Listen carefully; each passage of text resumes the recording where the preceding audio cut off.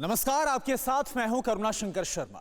जिस बंगाल का पॉलिटिकल पारा पहले से ही काफी हाई है, उस बंगाल में अपने और बेगानों पर बारूदी बहस छिड़ी हुई है। तनाव के बीच तकरार की तलवारें बीजेपी और टीएमसी में खींची हैं। वजह दीदी के सियासी कुनबे में मची भगदड़ है। तो क्या बंगाल में मची ये भागम भाग बड़े परिवर्तन का सिग्नल है? क्या दीदी के बागी सिपाहियों की तरह बंगाल में उनके भरोसेमंद भाईजान भी उनका दामन छोड़कर केसरिया पताका थामने को तैयार होंगे? इसी की नब्ज टटोलने हम संग्राम भूमि नंदीग्राम से सटे कोंटई इलाके में पहुंचे। आज एम फैक्टर के 47वें एपिसोड में सुनिए कोंटई के किंग मेकर भाईजान के मन की बात आखिर क्या है।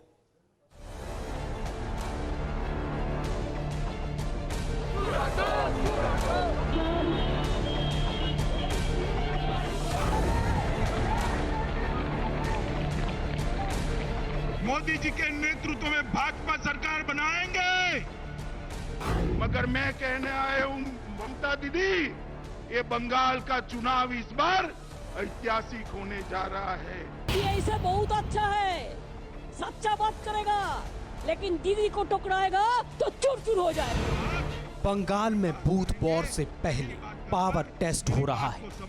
दीदी की सत्ता को चुनौती देने के लिए कहीं बंगाल बंद से अपनी ताकत दिखाई जा रही है, तो कहीं केसरिया नारों की आवाज गूंज रही है। जय श्री राम, जय श्री राम, जय जय श्री राम। एक तरफ भगवा ललकार तो दूसरी तरफ दीदी के खेमे में भगदड़। दीदी डबल टेंशन में है। शुभेंदु अधिकारी के बाद अब दिनेश त्रिवेदी ने बगावत का झंडा उठाकर दीदी की मुश्किलें बढ़ा दी हैं। मुझे अब थोड़ी घुटन महसूस होती कि हम कुछ कर नहीं पा रहे। मैं आज यहाँ से इस्तीफा दे रहा हूँ। हुआ किसी और बाइपो के अहंकार के कारण कोई भी स्वाभिमानी व्यक्ति टीएमसी में नहीं रह सकता। भगवा ब्रिगेड दीदी के कोलकातिया किले को ढा देने के लिए आमादा है, लेकिन क्या दीदी के सपोर्टर भाईजान भी केसरिया वोटर बनेंगे? बंगाली मुसलमानों की इसी नब्ज को टटोलने हम उस इलाके में पहुंचे जहां सत्ता की चाबी भाईजान के पास है। दहलीज पे रख दी है किसी शख्स ने आंखें, रोशन कभी तो इतना दिया हो नहीं सकता। नमस्कार, मैं हूं श्रीनिवास और इस वक्त मैं मौजूद हूं पश्चिम बंगाल के कोंटई में। जी हां, कोंटई वही क्षेत्र है जो आज की तारीख में पश्चिम बंगाल के सियासत का केंद्र बना हुआ है, क्योंकि कोंटई गृह क्षेत्र है कभी ममता के सिपहसालार रह चुके शुभेंदु अधिकारी का, जो अब भगवा परचम लहरा रहे हैं। लेकिन हम यहाँ मौजूद हैं अपने उसी सवाल के साथ कि आखिर आने वाले विधानसभा चुनाव में कोंटई के मुसलमान किसके बनेंगे भाईजान, और क्या कहता है यहाँ का एम फैक्टर। कोंटई विधानसभा दीदी के बागी सिपहसालार और अब भगवा रथ के शह सवार बन चुके शुभेंदु अधिकारी का गृह क्षेत्र है। कभी इसी जगह से शुभेंदु की सियासत बंगाल में परवान चढ़ी। इस सीट पर शुभेंदु के ही परिवार का दबदबा रहा है, लेकिन शुभेंदु की सियासत का रंग बदलने से क्या यहाँ के भाईजान भी खुद को केसरिया रंग में रंगने को तैयार हैं? शेख साहब दीदी के भाईजान बनेंगे कि आने वाले चुनाव में दादा के भाईजान बनेंगे? नहीं, दादा के भाईजान बनेंगे। दादा के? दादा के। लेकिन दीदी तो कहते हैं कि जितने भी मुसलमान हैं 30% जो मतदाता हैं वो सब मेरे भाईजान हैं। नहीं, वो गलत बोल रहा है। वो भावना चिंता गलत है। भावना चिंता गलत है तो कौन सी भावना चिंता सही है? 30% में 20% जनता पार्टी का आवता में आएगा। मतलब 30% में 20% जनता भारतीय जनता पार्टी के साथ? जी हाँ। ये गणित कहाँ मिला आपको? नहीं, हम जो सोचते बात समझते बात नहीं सोचते हैं कि आपको दिखता है? नहीं, हम लोग जो देखते हैं लाखा बस में देखते हैं। जो अभी इनके दावे तो बड़े तगड़े हैं, कह रहे हैं कि 20% मुसलमान जो हैं वो भारतीय जनता पार्टी के साथ है। अगर इनके दावे में सच में थोड़ी भी हकीकत है तो दीदी के लिए चिंता की बात है। आपको मोदी जी अच्छे लगते हैं? हाँ, मोदी का कुछ कुछ काम देख के उनका काम, एक काम बताइए। उनका पहले गद्दी में बैठने से पहले ही बोला जीरो बैलेंस खाता खोलो, पैसा ढुकाएंगे। खाली हिंदू को दिया, मुसलमान को नहीं दिया। मुसलमान को भी दिया, ज़्यादा संख्या लोगों मुसलमान को दिया। तो पैसा ढुकाने पे लोग बोल रहे हैं कि मोदी जी तो बोलेंगे 15 लाख ढुकाएंगे, ढुकाया 500। वो गलत है, वो प्रचार है, दीदी का प्रचार है। वो भारतीय जनता पार्टी वो बात नहीं बोलता है। प्रधानमंत्री जो मोदी साहब बोले जीरो बैलेंस खाता खोलो, हम कुछ पैसा ढुकाएंगे। तो मुस्लिम भी ढुकाया, खाता खोला, हिंदू भी खाता खोला, और नानों का भी सब खाता खोला, मगर प्रधानमंत्री प्रतिश्रुति मतलब दिया, जैसे और भी दिया। देखो आवास योजना, प्रधानमंत्री आवास योजना, दीदी बोली बंगला आवास योजना, वो बंगाली को भी दिया, मुसलमान को भी दिया। मुसलमान बहुत गरीब है, ज़्यादा मुसलमान पाया। आपको क्या लग रहा है? हम लोग प्रधानमंत्री जी को बहुत सम्मान करते हैं, करना ही पड़ेगा देश के एवं प्रधानमंत्री जी आए जो हैं, ऐसा प्रधानमंत्री हम लोग कभी नहीं देखे हैं। अच्छा, हम लोग का लाइफ में एक वाजपेयी जी थे, द्वितीय मोदी जी आए हैं। अच्छा, मोदी जी आके बहुत हम लोग को काम दिए हैं एवं बहुत हम लोग का उन्नति करे हैं। आवास योजना घर दिए हैं।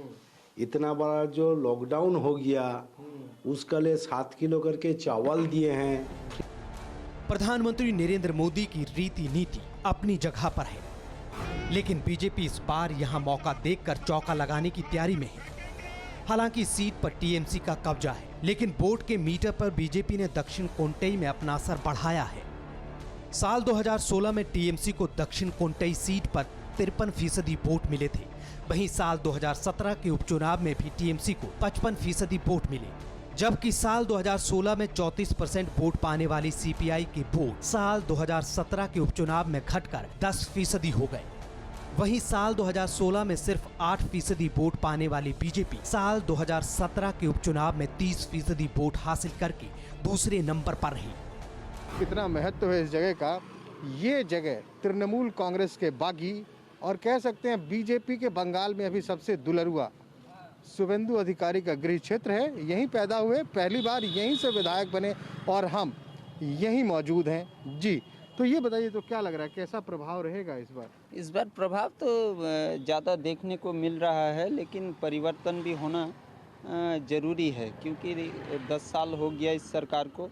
अभी भी बेरोजगारी की जो दर्द है वो बंगाल में सबसे ज़्यादा है, इसलिए युवाओं को रोजगार चाहिए। आप चाहे जितना भी भाषण दे दे, दोनों सरकारी भाषणबाजी के सरकार है। केंद्रों में मतलब दोनों सरकारी, मतलब केंद्रों या राज्यों के जो सरकार है, यानी कि राज्य स्टेट में जो ममता दीदी भी और दादा भी दोनों को ब्लेम कर रहे हैं आप? पूरा दोनों को ही ब्लेम कर रहे हैं, क्योंकि दोनों सरकारी युवाओं के लिए कुछ नहीं किया। शुभेंदु अधिकारी के खिलाफ मुसलमानों के मन में नाराजगी उनके गढ़ में ही दिखी। वजह जो भी हो, लेकिन 35% मुस्लिम वोटर वाले इस इलाके में शुभेंदु की जमीनी पकड़ की पूरी पड़ताल करना जरूरी था। शुभेंदु पर दांव लगाने वाली बीजेपी यहाँ के मुसलमानों को कितनी कबूल है, इसका जवाब भी मिला। उत्तर दरुआ में ही आगे बढ़ते हुए हम गली के अंदर आ गए हैं। पूरा माइनॉरिटी का इलाका है। अम्मा यहाँ सामने मिली हैं। अब वोट का टाइम आ गया है। हाँ, वोट का टाइम आ गया। शुभेंदु जो चीटिंग बाज करके चला गया, यहाँ उसका कुछ नहीं है। शुभेंदु तो यहीं का है, यहाँ के रहने से का हम लोग कोई साथ नहीं दिया, देता ममता, वो उसी का सब कुछ। अभी तो वो भी तो ममता ही के साथ था। हाँ, साथ रहने से का उसका कोई हलाव नहीं है। बताइए, तो चुनाव में शुभेंदु वोट मांगने आएंगे, कहेंगे कि हम कोंटई का बेटा है, हमको वोट दीजिए। कोंटई का बेटा रहने से क्या होगा? वोट एक नहीं पाएगा ये अंचल कोटक में। पूरा अंचल में एक वोट नहीं पाएगा? नहीं पाएगा। इतना बुरा हाल? हाँ, बुरा हाल करके गया। बोले ममता साथ दिया, बोले ममता सब में जीतेगा। ममता सब में जीतेगा। ममता जीत के जाएगी दीदी भाई। ये इलाका शुभेंदु अधिकारी का जरूर है, लेकिन यहाँ हमें अब तक जितने भी मुस्लिम वोटर मिले, उनके दिल में दीदी ही छाई हुई दिखी। यहाँ के भाईजान की जुबान से जो आकाशवाणी हुई, वो तो शुभेंदु के पूरे कुनबे की ही नींद उड़ाने वाली थी। कर क्या रहे हैं? मोहल्ला आप ही का है? मोहल्ला हमारा है? और राज्य किसका है? राज्य ममता बनर्जी का है। राज्य ममता बनर्जी का है।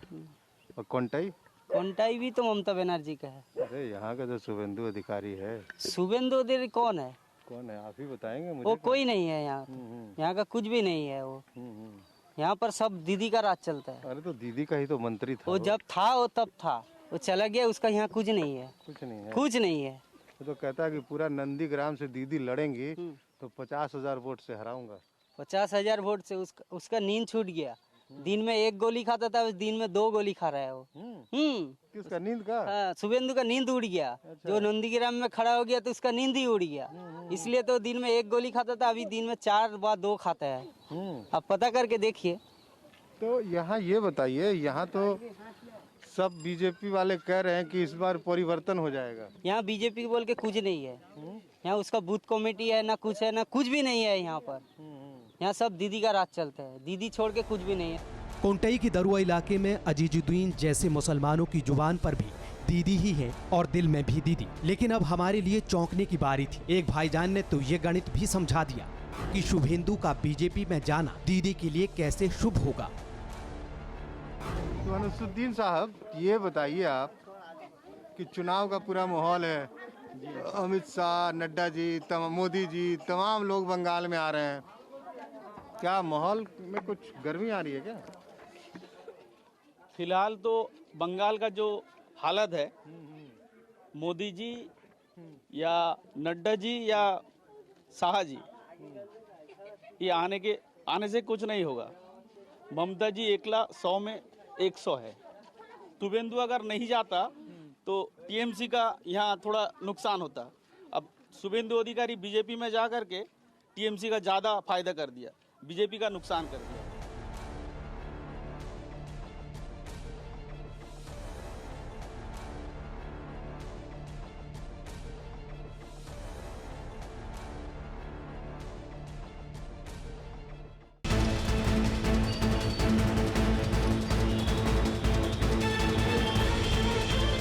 बंगाल का सियासी मिजाज क्या कहता है? बंगाल में सियासी ऊंट किस करवट बैठेगा? पूरब के किले में मची भगदड़ को मुसलमान कैसे देखते हैं? तजुर्बे के किस तराजू पर तौलते हैं? कोंटई में मुस्लिम मूड का कांटा दीदीगिरी की तरफ अब तक ज्यादा झुका था। यहाँ मुस्लिम मन में ना कोई उलझन दिखी, ना कोई मतभेद। तो क्या यहाँ दीदी जीत की हैट्रिक लगाएंगी? क्या शुभेंदु अधिकारी से यहाँ के मुसलमानों की नाराजगी बीजेपी की टेंशन सच में बढ़ाएगी? इन सवालों का जवाब हमें कोंटई के दरुआ में मिला। तो बताइए कि बशीर भाई आने वाले चुनाव में किसके भाईजान बनेंगे? हम तो जानेंगे जो वामपंथ का यहाँ इधर सत्ता आएगा। पश्चिम बंगाल में वामपंथ का सत्ता आएगा। गड़बड़ नहीं हुआ भाई, अचानक पूरे मोहल्ले में दीदी दीदी दीदी और भैया कॉमरेड लाल झंडा। ये अभी जो 9 टीवी में हम लोग न्यूज देख रहे थे, जो उधर कलकत्ता धर्मतला टीवी मतलब टीवी 9 में देख रहे थे, जो कलकत्ता में जो छात्रों को युवकों को इतना मारा दीदी ने, वो पुलिस लगा के मारा उधर। ये हम टीवी में देख रहे थे, जो अमित शाह का शोभा नहीं देख रहे थे। यहाँ से तो सब कह रहा है कि लाल झंडा जो है वो डंडा में लपेट दिया गया। वो देखो, सब तो बोलता रहता है, इलेक्शन आता है तो कभी कोई बोलेगा। अरे तो साफ कर दिया ना, लोकसभा में गायब, विधानसभा में गिने चुने बचे हैं। वो का झंडा भी बहुत कम दिखता है। टीएमसी से बचने के लिए थोड़ा सा इधर उधर हो गया था। आपको क्या लगता है कि वामपंथ का कुछ होना जाना है? वामपंथ इधर सत्ता में आएगा। हाँ, पूरा विश्वास है। पूरा विश्वास है। हम होंगे कामयाब। कामयाब होंगे और हम लोग का जो मुख्यमंत्री बनेंगे मोहम्मद सलीम जी नहीं बनेंगे। कोंटई में दीदी की जो लहर अब तक दिख रही थी, जैसा जनून, जैसी दीवानगी दीदी के लिए यहाँ के मुसलमानों में दिखी, दरुआ में वो लहर थम गई। शेख बशीर जैसे भाईजान लाल झंडा पूरब के किले पर फिर से देखना चाहते हैं। तर्क यहाँ अलग थे, दीदी से मोहभंग होने की वजह भी अलग थी। तो क्या कोंटई के मुस्लिम वोटों का ध्रुवीकरण होने वाला है? क्या यहाँ के दूसरे मुसलमान भी शेख बशीर जैसी ही राय रखते हैं? अरे भैया आए हैं, इन्होंने एक बंगाल में अब एक नई लड़ाई छेड़ दी कि यहाँ कौन आएगा? वामपंथ। क्या कह रहे हैं भैया? वो जो बोला है, हम लोग आगे वामपंथ करते थे। वामपंथ का जो उसका जो लीडर वामपंथी हैं। हम वामपंथ करते थे। इसका बात हम लोग 2014 में दीदी का आदर्श देख के हम लोग आए थे। ठीक है, हम लोग कुछ ये जो आप लोग का चैनल है हम देखते थे। हाँ, बहुत देखते हैं। तो आप लोग सब दिखाते हैं। मतलब बंगाल दे रहे हैं आप लोग? बंगाल नहीं देंगे हम लोग, जान हराम देंगे, बंगाल नहीं देंगे। हम लोग को जो लाया शुभेंदु अधिकारी लाया। देखो, आपको हाथ पकड़ के कैसे लाया, फिर आप कहीं लाफा मार दिया। शुभेंदु अधिकारी वो दिन क्या भूल गया? माथा में जब टोपी पहन के ईद का रोजा खोलता था, वो क्या भूल गया? अब तो कह रहे हैं जय श्री राम। नहीं, हाँ, हमसे नहीं होगा। वो पहले बोल दू ला इलाहा इल्लल्लाह, हम बोल देंगे जय सिया राम। बढ़ते वक्त के साथ बैटल ऑफ बंगाल की तरह कोंटई की मुस्लिम मूड मीटर की रीडिंग बदल रही थी। कोंटई के जो शुभेंदु अधिकारी बंगाल में भगवा परचम फहरा रहे हैं, मुसलमानों के लिए वो बड़ा मुद्दा है। तो क्या अब की बार बीजेपी का दांव कोंटई में उल्टा पड़ने वाला है? इसका जवाब कोंटई की खातूनों से मिला। शाम का वक्त हो रहा है, यहाँ चौराहे पे कुछ महिलाएं भी बैठी थी। क्या कर रही थी आप यहाँ? अभी क्या हो रहा है? अभी बैठे हैं। लगता है पान वान खाती हैं? हाँ। बंगला पान खाती है कि मगही पान बनारसी? नहीं, बनारसी यहाँ पर पान मिले नहीं है, बंगला पान मिले। बंगाल का ये। अच्छा, आप बंगाल का पान खाएं? बंगाल का पान खाएं? बनारस का पान बनारस में खाना होगा, है बनारस का पान मिले थोड़ा। मोदी जी आ रहे हैं ना बनारस से? मोदी यहाँ आएंगे। मोदी यहाँ आने का कोई ये मिलेगा नहीं मिलेगा। नहीं, मोदी को बम मार दिया। तो ये बताइए आप कि चुनाव में हम लोग का दीदी को एक बार जरूरत है। एक ही बार? उसके आगे नहीं? हाँ, इसका आगे तो होते ही रहेगा। तो 2 बार तो पीछे जरूरत दिया दीदी को। और आगे बार हम तो मर जाएंगे, बाल बच्चा रहेगा। आपको मालूम है आगे बार मर जाएंगे? हाँ, वो तो कोई बोलने नहीं सकेगा। तो अभी अभी बच के रहते अभी हम दीदी को हम लोग का दरकार।